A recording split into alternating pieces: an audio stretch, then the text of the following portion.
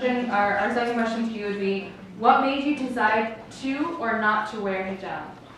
And I'm going to recommend, please start. Okay, so what made me decide to wear hijab? I want to say that, first of all, my story actually resonates a lot with Natasha's. I think a lot of our experiences were very similar.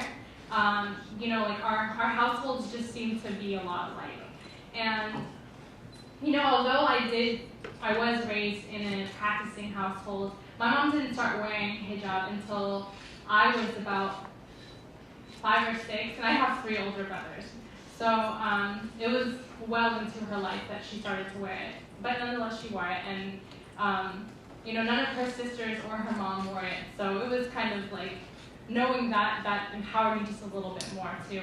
But how can I elaborate? I was really like Natasha. I was really kind of well known in my high school. I was really loud. I was so loud. I was actually the girl who started the spirit rallies in the huge gymnasium. I was the one voice that would say like, "Oh, what?" And then the rest of the gym would reply like, "Oh, 9," or like, "Oh, 8." And it was me. And so I was always so outgoing and so like bubbly and so interested in just like being everyone's friend.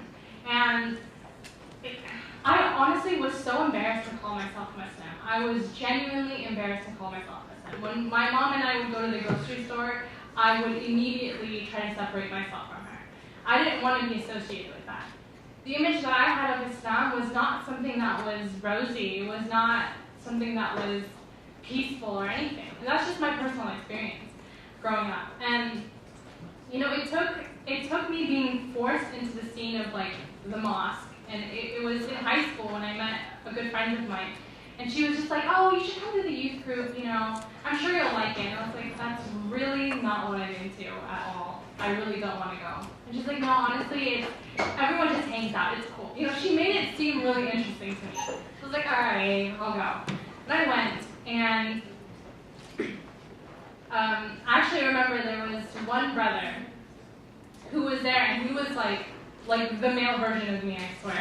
He was just like really outgoing, really funny, and just really just interested in just being friends with everyone, And I was seeing him interact with everyone, and I was seeing all these girls interact with each other, and I was like, this isn't what I was taught to like.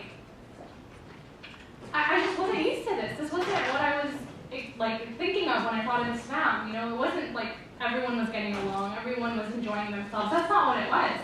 And so when I saw this, I was like, hey, so that's when it kind of started to challenge myself, I was like, maybe there's something to it. Maybe, it wasn't what I thought it was from before.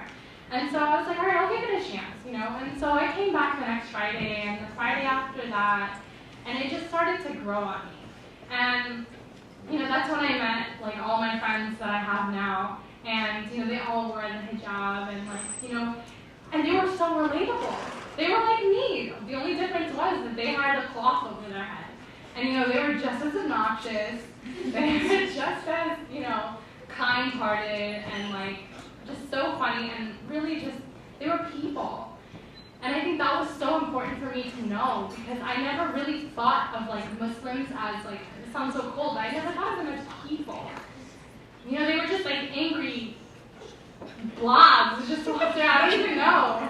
And so, I needed that experience, and that kind of, started to push my boundaries a little bit, and it just forced me to, really, sit and think, there's so much more to this, and I had it completely wrong. And so I owe it to myself to see what else is there, and what else is there to offer. So it kind of just started like that, and I never knew that hijab was mandatory. I had absolutely no idea. And actually, I didn't even find out until the second time I started wearing it. A couple months into it, someone was talking to me about it. They're like, "Oh, yeah, a lot of people don't know that it's mandatory." I was like, "What?" I was like, "No, it's not." No. They're like, "Yeah, it is." I was like, "Whoa."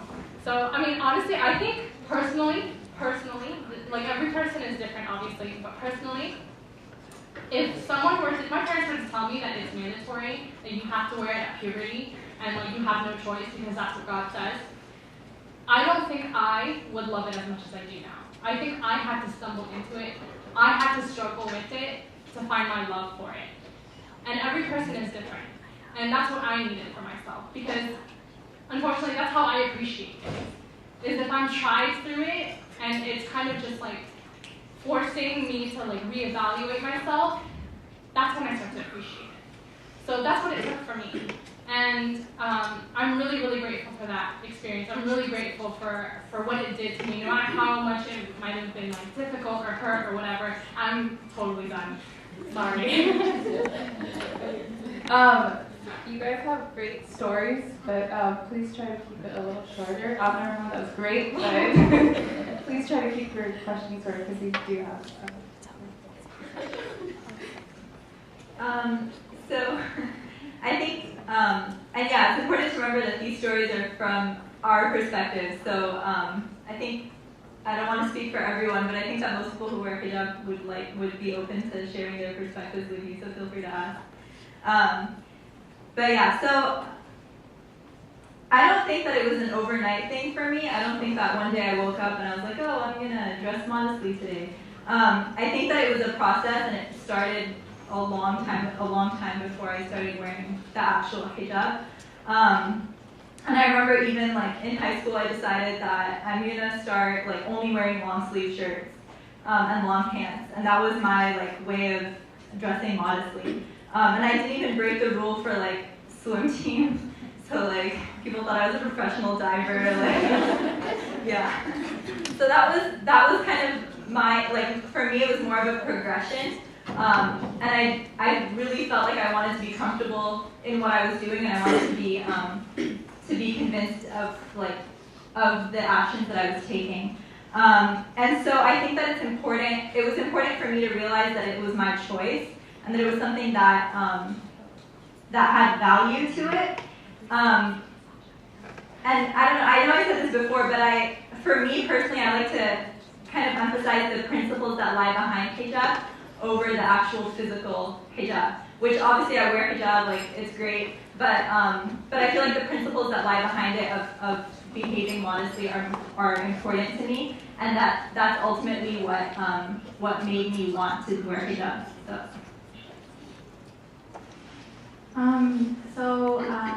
Like I said before, I started wearing hijab when I was really young in elementary school. But when I started to really wear it, like when I started to love wearing it when I was a senior in high school, and I have a reason why. And basically, the story of like me loving hijab is coupled with my story of why I love Islam. And so basically, like obviously, I'm a senior in high school, and I'm trying to understand myself, and I'm really trying, right? I'm really trying to understand Islam. I'm really trying to I'm looking for something, but I don't know what it is. That's what it was. And what happened is one night, I remember I was sitting in my room and I like had opened the Quran and I was like, okay, I'm gonna read it. I'm gonna read it with translation, and I'm looking for something, but I don't know what. So I remember I started reading some of the surahs at the end of the Quran, and a lot of the verses, like I was reading them and I was like, oh my God, like I was getting kind of nervous because I was like, I don't, like about establishing prayer and all this stuff, and I was like, I don't, this is not something I do regularly, and I was feeling kind of disheartened. And I remember I remember this exact moment where I accidentally turned to a certain, and I told this story to some of you guys before, like this is my conversion story, but then I turned to chapter 20 in the Quran, Surah Taha, and literally, like I'm about to give up, and I'm just like, I can't do this, I can't practice, it's too hard. Like literally, that's how I felt. I was like, it is too, like these 5 prayers, like it's too hard. And the thing is that when there isn't a meaning behind what you do, it becomes difficult, right? That when you're just doing it just to do it, it's literally like a weight on your shoulders. And so I'm feeling like this, and I don't like that I'm feeling like this, and I'm reading the Quran, feeling really disheartened, and I turn to Surah Taha, and the second verse is that we have not revealed this Quran to you to distress you, but as a reminder for those who believe. And you don't understand, like I cried. I literally just sat there and I cried because it gave meaning and it gave importance and it put love into everything that I did. So for example, like hijab wasn't difficult anymore. Like praying wasn't hard anymore. Obviously, like we struggle like to wake up for Fajr, but the thing is that when you love it, it's like you do it because it's seriously something that you love to do, and when you understand why you're doing it, it's not a chore anymore. You look forward to it. And like the feeling that I had after that, like literally, like I feel like anyone that ever says anything about the Quran, like, oh yeah, like I'm trying to like the Quran's so dense and I can't connect with the Quran. It's like you just need one ayah, you just need one ayah to open your eyes to an ayah is a verse. Sorry, it's a verse. I don't know what that is. But like literally, it's just you just need an in, and the second you're in, you have opened up a world that you like. It's indescribable. Like I really cannot describe how I felt because it was everything that I was looking for just in one night. SubhanAllah. Glory be to Allah.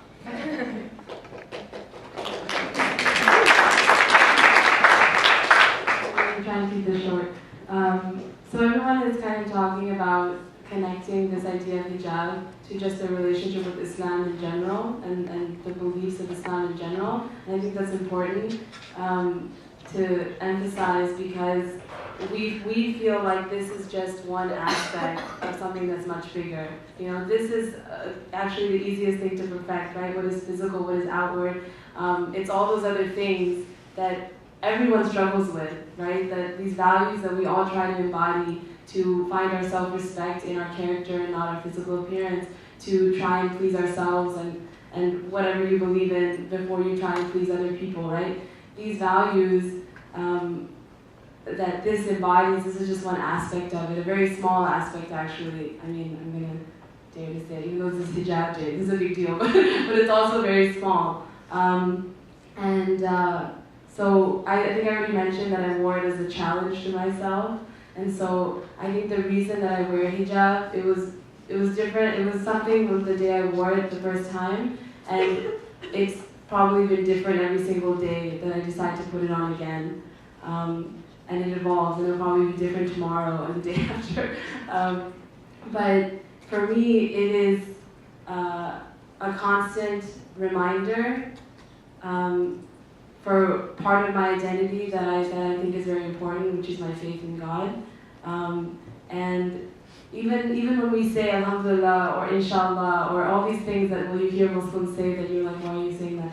That we bring God into every aspect of our life, even the small things. Before I eat, I say Bismillah. So when I put on my hijab, I look at myself in the mirror and I am once again reminding myself as I put on my hijab of who I am and what I should try and embody. Sometimes I'm not successful, right? Sometimes there's those days when I don't embody the modesty that I claim to value. But then the next day I put it on again, and that's a new challenge to myself to keep God in mind, to keep my values in mind, and that's why I wear hijab. And if you ask me tomorrow, it's going to be different. So you'll come up to me tomorrow and ask me.